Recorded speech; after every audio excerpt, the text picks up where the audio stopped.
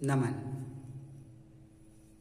इस अद्भुत और रंग बिरंगी भोर में आपका स्वागत है। आज हम आपको लिए चलते हैं एक नए काल की ओर, एक नए टेंस की ओर, जिसका नाम है फ्यूचर कॉन्टिन्यूअस टेंस। इस काल की जो पहचान होती है वह इस प्रकार है। इस काल के वाक्यों के अंत में रहा होगा, रही होगी, रहे होंगे, रही होंगी, रहा होऊंगा आदि शब्द आते हैं। यदि कर्ता आई और वी हों तो इनके साथ अब शैल बी और वर्ब में आईएनजी जोड़ेंगे, तत्पश्चात ऑब्जेक्ट को लेके आएंगे। और यदि कर्ता you, they, plural, he, she, it, name और सिंगुलर अगर होंगे तो आप सहायक क्रिया विल बी का प्रयोग करेंगे और क्रिया की फर्स्ट फॉर्म में आईएनजी जोड़ करके उसके तुरंत बाद ऑब्जेक्ट को लेकर के आ जाएंगे। मुझे लग रहा है कि आपके समझ में आ गया होगा। एक बार पुनः ध्यान दीजिएगा। फ्यूचर कॉन्टिन्यूअस टेंस के वाक्यों के अंत में रहा होगा, रही होगी, रहे होंगे, रही होंगी, रहा होऊंगा आदि शब्द आते हैं। यदि कर्ता आई और वी हों तो उनके साथ सहायक क्रिया शैल बी का प्रयोग करेंगे और उसके बाद जेरेंट का प्रयोग करेंगे, उसके बाद ऑब्जेक्ट को लेकर के आएंगे। और यदि कर्ता you, they, plural, he, she, it, name singular हों तो इनके साथ सहायक क्रिया आप विल बी का प्रयोग करेंगे और जेरेंट का प्रयोग करते हुए ऑब्जेक्ट को इसका स्थान रखेंगे। देखिए, एक बार आपको लिख करके बताते हैं। फ्यूचर कॉन्टिन्यूअस पहचान बहुत सरल, बहुत सहज है। इस काल के वाक्यों के अंत में रहा होगा,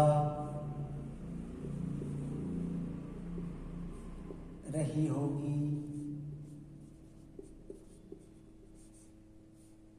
रहे होंगे, या कर्ताओं के हिसाब से आएगा, रही होंगी और रहा होऊंगा। इतने शब्द क्रियाओं के अंत में आएंगे। और यदि कर्ता, अब नियम है, देखिए इसका जो पहला नियम है बहुत सरल है। यदि कर्ता आई और वी हों, इसको समझिएगा। यदि कर्ता आई और वी हों तो इनके साथ आपने क्या लाना है, शैल बी। शैल बी लाइएगा और जेरेंट लेकर के आ जाइएगा।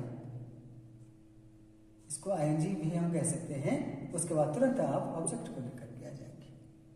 और यदि कर्ता बाकी बचे हुए हों, मैं यहां पर लिख रहा हूं ऑल सब्जेक्ट्स, इन दोनों को छोड़ करके जो भी बचेगा उसके साथ आप मुस्कुराते हुए विल बी को लगाइए और उसके बाद वर्ब में आईएनजी लेके आ जाइए और ऑब्जेक्ट को यथास्थान रख दीजिएगा। ध्यान रखिएगा, फ्यूचर कंटिन्यूअस टेंस के वाक्यों के अंत में रहा होगा, रही होगी, रहे होंगे, रही होंगी, रहा होऊंगा आदि शब्द आते हैं।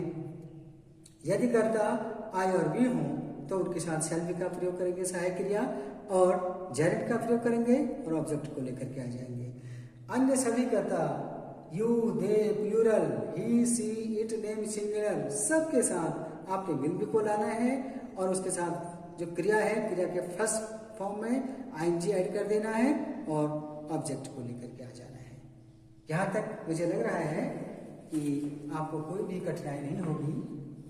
अब हम इसके जो फॉर्मूलाज हैं जो आपको सदैव एक ऊर्जावान रूप में स्वीकार करेंगे वो इस प्रकार है। यदि आप पॉजिटिव सेंटेंस बनाते हैं फ्यूचर कंटिन्यूअस में तो आप सब्जेक्ट लिखिएगा, उसके तुरंत बाद आपने 3 स्टार बी लगा देना है, 3 स्टार बी प्लस आप जेरेंट लेके आ जाइए और प्लस ऑब्जेक्ट लेकर के आ जाइए। ठीक है। और नेगेटिव सेंटेंस में आपने क्या करना है, सब्जेक्ट लेना है, उसके तुरंत आपने 3 स्टार लगा लेना है।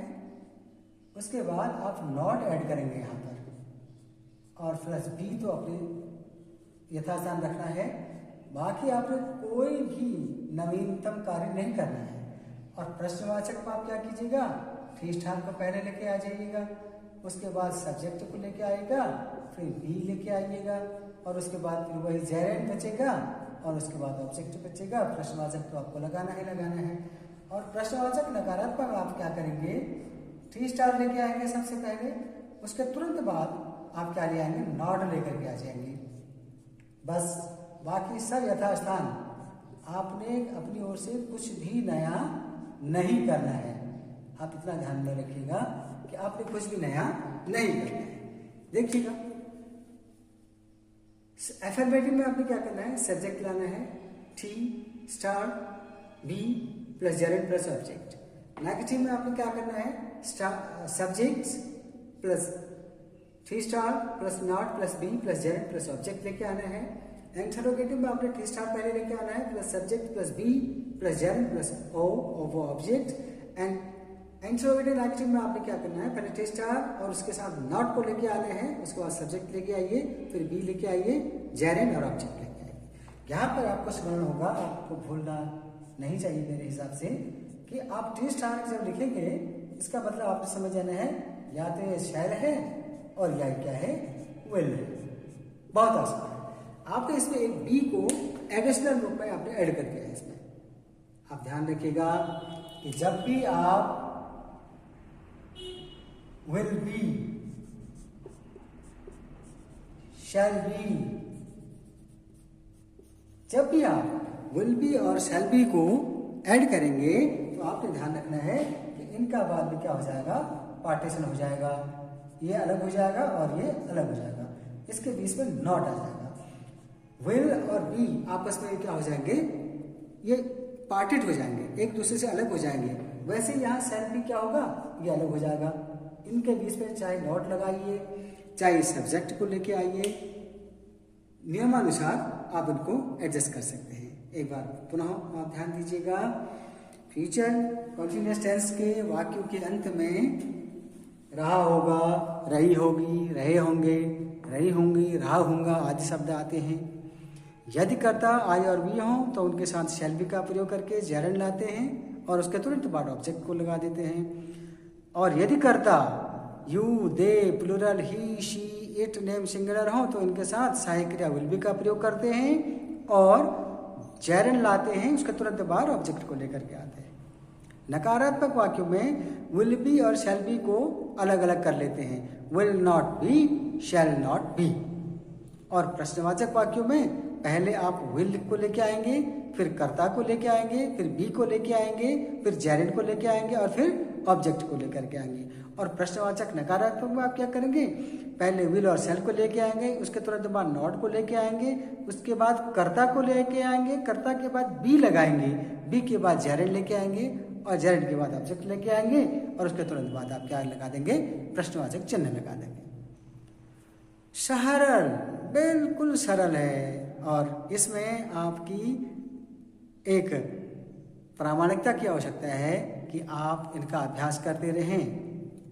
इस प्रकार के वाक्यों को आप प्रेजेंट इंडेफिनिट में चेंज कीजिए, present continuous, present perfect, present perfect continuous, past indefinite, past continuous, past perfect continuous, future indefinite and future continuous. इतने में आप उनको बदलिएगा और देखिएगा प्रत्येक टेंस का आप सकारात्मक लीजिएगा, नकारात्मक लीजिएगा, प्रश्नवाचक लीजिएगा, प्रश्नवाचक नकारात्मक लीजिएगा। देखिए कितने सारे आपके वाक्य बन जाएंगे और कितनी विविधता होगी यदि आप इनके कर्ताओं को बदलते रहेंगे, इनकी क्रियाओं को बदलते रहेंगे और इनके कर्म को बदलते रहेंगे। आप ये मान के चलिए कि आपके पास स्वयं सागर आपके पास आ रहा है और आपको बीच पर बैठ करके, रेत में बैठ करके सागर को निहारना नहीं है, सागर में आपने डुबकी लगानी है। जो पानी की जो छलछलाहट है ना, जो पानी की जो कलकलाहट है वो आपको स्पर्श ही ना करे, बल्कि आप कुछ पलों के लिए उन समुद्र की लहरों में क्या हो जाएं, गुम हो जाए।